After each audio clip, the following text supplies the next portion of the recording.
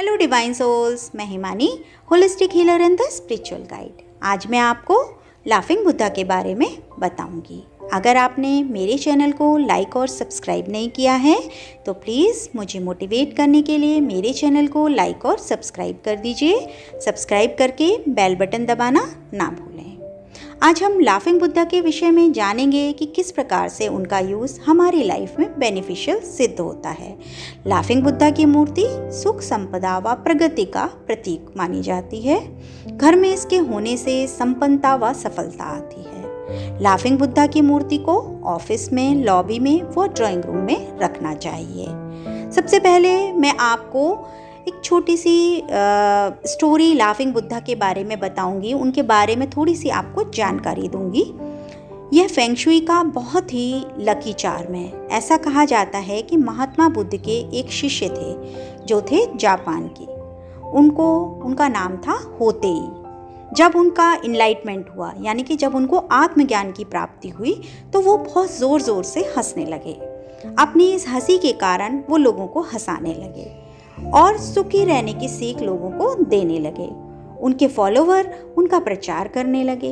वहाँ के लोग उन्हें भगवान के रूप में मानने लगे और अपने घर में गुड लक के रूप में रखने लगे। इनका जो मोटा पेट है वो संपन्नता का प्रतीक है। ऐसा कहा जाता है कि दिन में एक बार इनके पेट में गुदगुदी ज़रूर करनी चाहिए। अब मैं आपको बताऊंगी कि इन्हें कहाँ रखना चाहिए और कहाँ नहीं रखना चाहिए। सबसे पहले तो हमें इन्हें अपने घर के मुख्य द्वार के सामने, यानी कि मेन गेट के ठीक सामने रखना चाहिए। उससे क्या होता है, उससे पॉजिटिव एनर्जी का संचार होता है और जो भी गेस्ट हमारे घर में आएगा वो पॉजिटिविटी के साथ हमारे घर में प्रवेश करेगा। इसे बेडरूम में रखना वर्जित है। इनकी पूजा करना भी वर्जित है। इन्हें ज़मीन पे कभी भी नहीं रखना चाहिए। जैसे हम अपने भगवान को कभी भी ज़मीन पे नहीं रखते हैं, ठीक उसी तरह इनको भी हमें कभी ज़मीन पे नहीं रखना चाहिए। इन्हें या तो स्टूल पे रखें या टेबल पे रखें या किसी प्लेटफॉर्म पे रखें। इसकी ऊंचाई लगभग 30 इंच से ज़्यादा और 32 इंच से कम आइडियल मानी गई है। इन्हें बाथरूम में, डाइनिंग टेबल पे या टॉयलेट में कहीं भी नहीं रखना चाहिए। खंडित हुई लाफिंग बुद्धा की जो मूर्ति होती है उसे कभी भी घर में ना रखें। उससे क्या होता है, हमें बहुत ही नेगेटिव प्रभाव देखने को मिलेंगे। कभी भी गंदी, धूल में भरी हुई मूर्ति को कभी भी घर में ना रखें। इनकी सफाई का विशेष ध्यान रखें। जितना आप इनकी सफाई का ध्यान रखेंगे उतने ही आपको इनके पॉजिटिव रिजल्ट्स मिलेंगे। इसके साथ साथ जहाँ भी आप लाफिंग बुद्धा रखेंगे उसके पास कोई और दूसरी मूर्ति को ना रखें। अब मैं आपको बताऊंगी कि हमें कौन से लाफिंग बुद्धा खरीदने चाहिए और कौन से नहीं खरीदने चाहिए। मार्केट में मिट्टी के, धातु के, प्लास्टर ऑफ पेरिस के बहुत सारी वैरायटी के लाफिंग बुद्धा अवेलेबल हैं, लेकिन हमें सिरेमिक के बने लाफिंग बुद्धा ही खरीदने चाहिए।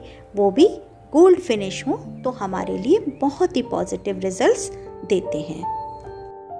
कुछ एक केसेस में हम मेटल से बने लाफिंग बुद्धा भी, यानी कि धातु से बने लाफिंग बुद्धा भी घर में स्थापित करते हैं, लेकिन उनके बारे में मैं आपको बाद में अपने वीडियोस में बताऊंगी कि किस एक कंडीशन में हम उनको स्थापित कर सकते। जैसे हमारे भगवान के अलग अलग स्वरूप हैं, ठीक उसी तरह लाफिंग बुद्धा के भी अलग अलग रूप हैं। इनकी अलग अलग मुद्राएं हैं और अलग अलग मुद्राओं के अलग अलग फल हैं।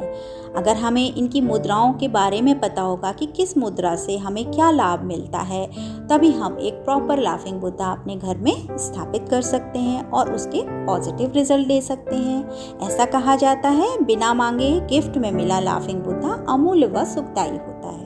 परंतु ऐसा नहीं है कि हमें कोई गिफ्ट में नहीं मिलेगा लाफिंग बुद्धा तो हम घर में लाफिंग बुद्धा की मूर्ति को नहीं लगा सकते। ऐसा नहीं है। हम इसे मार्केट से भी परचेस करके इनका ये स्वरूप स्थापित कर सकते हैं। मैं अब आपको अपने आने वाले वीडियोस में लाफिंग बुद्धा की अलग अलग जो मुद्राएं हैं उनसे हम क्या क्या बेनिफिट ले सकते हैं वो बताऊंगी। साथ के साथ ये भी बताऊंगी किन लाफिंग बुद्धा को हमें लगाना चाहिए, किन्हें नहीं लगाना चाहिए। Thank you so much and good bye.